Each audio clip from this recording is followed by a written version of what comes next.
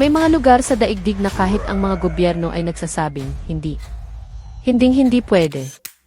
Hindi dahil sa kung ano ang gagawin mo, kundi dahil sa kung ano ang itinatago ng mga lugar na ito. Ang ilan ay nagpoprotekta ng mga sinaunang sikreto. Ang ilan ay pinoprotektahan ka mula sa iyong sarili. At ang iba, sadyang hindi ka mabubuhay doon. Ito ang 7 lokasyon na mahigpit na ipinagbabawal na puntahan, at ang mga tunay na dahilan ay mananatili sa isipan mo pagkatapos ng videong ito. Venetian Lagoon restricted sa publiko. Tinatawag nila itong pinakamuweltong isla sa mundo. Pero ang tunay na panganib ay hindi mga mumu.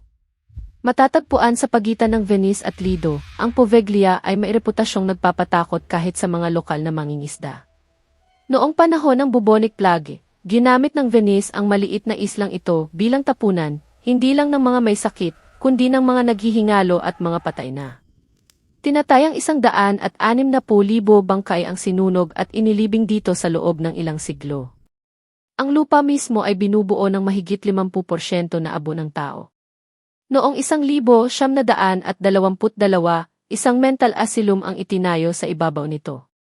Noong 1960, inabandona ito matapos ang mga ulat tungkol sa isang doktor na nagsasagawa ng mga ilegal na eksperimento sa mga pasyente, isang doktor na, ayon sa alamat, ay nagpakamatay sa pamamagitan ng pagtalon mula sa bell tower.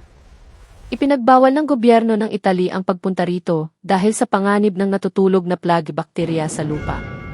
Ang ilang panuntunan ay ginawa para protektahan ka mula sa madilim na kasaysayan. Indian Ocean 2,500 milya mula sa Perth. Mas marami pang ekspedisyon ang nakapunta sa buwan kaysa sa islang ito. Sa dulo ng mundo, ang Heard Island ay matatagpuan sa isa sa pinakamarahas na bahagi ng karagatan sa mundo. Dito matatagpuan ang 2 aktibong bulkan ng Australia at nababalot ito ng 41 glaciers. Ipinagbabawal ng gobyerno ng Australia ang mga bisita, hindi dahil sa kung ano ang mangyayari sa iyo, kundi dahil sa kung ano ang magagawa mo sa isla. Ito ay isa sa mga natitirang pristine ecosystem sa planeta, isang buhay na laboratorio na hindi pa nagagalaw ng polusyon o pakikialam ng tao. Ang mga siyentipiko na nabibigyan ng bihirang pagkakataon ay kailangang dumaan sa matinding decontamination protocols. Kailangang linisin ang bawat hibla ng damit para masigurong walang madadalang mikrobyo o foreign species. Hindi kailangan ng isla ang proteksyon mula sa mga predator. Kailangan ito ng proteksyon mula sa atin. Alam mo, laging sinasabi ng mga tao na ang paghawak ng damo ay mabuti para sa kalusugang pangkaisipan.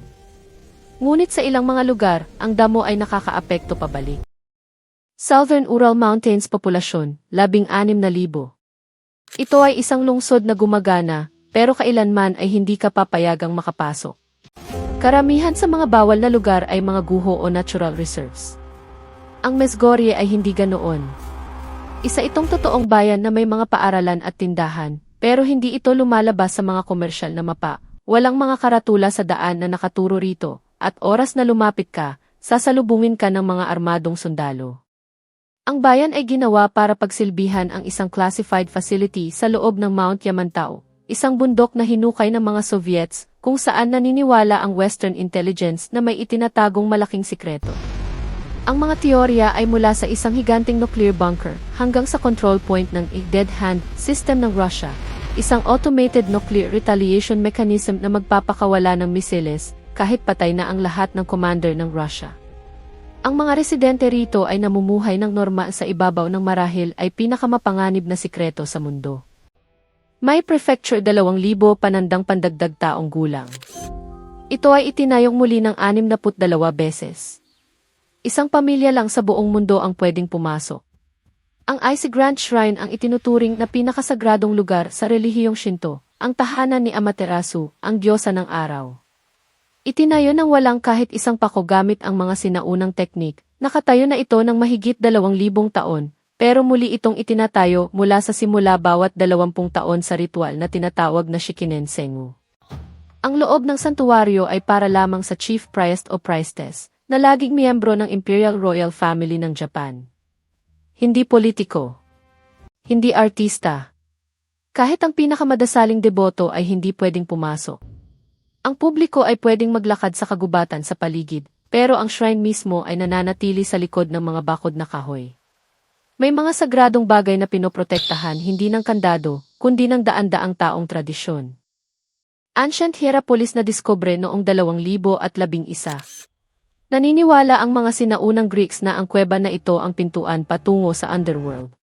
Pinatunayan ng modernong siyensya na hindi sila nagkakamali. Sa mga guho ng Hierapolis, may isang maliit na kuweba na kasya lang ang isang tao. Para sa mga Romano at Greeks, ito ay isang plutonium, portal patungo sa kaharian ni Pluto, ang Diyos ng kamatayan. Ang mga pari noon ay nagdadala ng mga hayop sa bungad nito at pinapanood ang mga itong bumagsak at mamatay sa loob ng ilang segundo. Noong nadiskubre ito ng mga archaeologist noong 2011, nalaman nilang may siyentipikong basehan ang mga sinaunang kwento. Ang mga lamat sa bato sa ilalim ng kuweba ay naglalabas ng puro at mataas na konsentrasyon ng carbon dioxide, mas mabigat sa hangin, walang amoy at invisible. Ito ay naipon sa sahig sa nakamamatay na antas. Ang mga hayop ay namamatay agad, ang tao ay mawawalan ng malay sa loob ng ilang minuto. Ang kuweba ay nananatiling off-limits. Ang key underworld pala ay chemistry lang. May mga lugar sa daigdig na kahit ang mga gobyerno ay nagsasabing, hindi. Hinding-hindi pwede. São Paulo Coast binabantayan ng Brazilian Navy.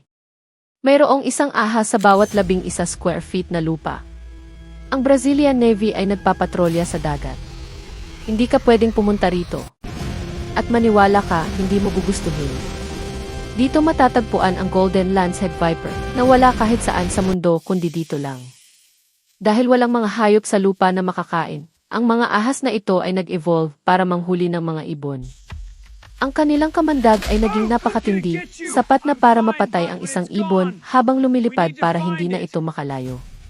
Para sa tao, ang kagat nito ay nakakapangilabot, nagdudulot ito ng pagkabulok ng laman at internal bleeding, at walang malapit na ospital na makakagamot sa iyo sa tamang oras.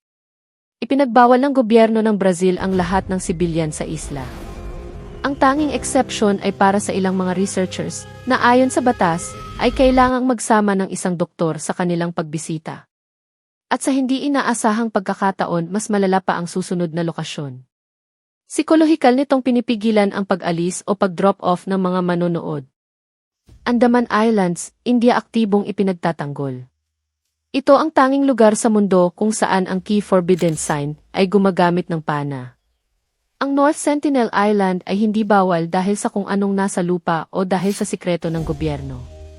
Bawal ito dahil sa mga taong nakatira doon at dahil naging malinaw at marahas ang kanilang kagustuhan. Layuan niyo kami. Ang mga Sentinelese ay isa sa mga huling uncontacted tribes sa mundo, mga taong walang pakikipag-ugnayan sa labas ng kanilang isla sa loob ng tinatayang 60,000 taon. Bawat pagtatangka ng pakikipag-usap ay sinasagot nila ng mga pana.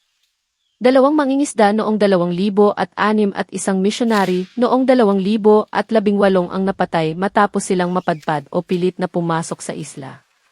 Nagpapatupad ang gobyerno ng India ng 3 milyang exclusion zone na binabantayan ng mga barkong pandigma. Pero ito ang pinagkaiba ng lugar na ito sa iba, walang nagtayo ng bakod para pigilan ka. Ang mga Sentinelese mismo ang nagtatanggol sa kanilang sarili. Hindi lang ito forbidden place. Ito ay isang soberanyang lugar. At ang batas ay may sapat na talino para irespeto iyon. 7 lugar. 7 magkakaibang dahilan kung bakit bawal. Ang ilan ay nagbabantay laban sa sakit. Ang ilan laban sa katapusan ng mundo. At ang isa ay nagbabantay lang sa karapatan nitong mapag-isa. Kung may aral dito, ito ay, hindi lahat ng nakasara ay may itinatagong panganib. Minsan, ang pinto mismo ang mensahe.